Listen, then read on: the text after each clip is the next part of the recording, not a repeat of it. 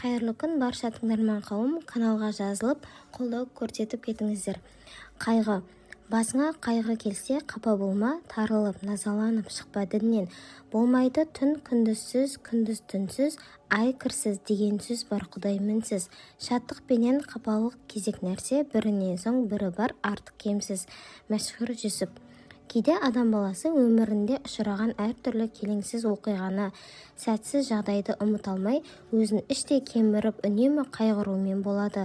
Өткен өкінішті оқиғаларды жиі еске алып, жан жарасын тырналып, қайта қаната береді.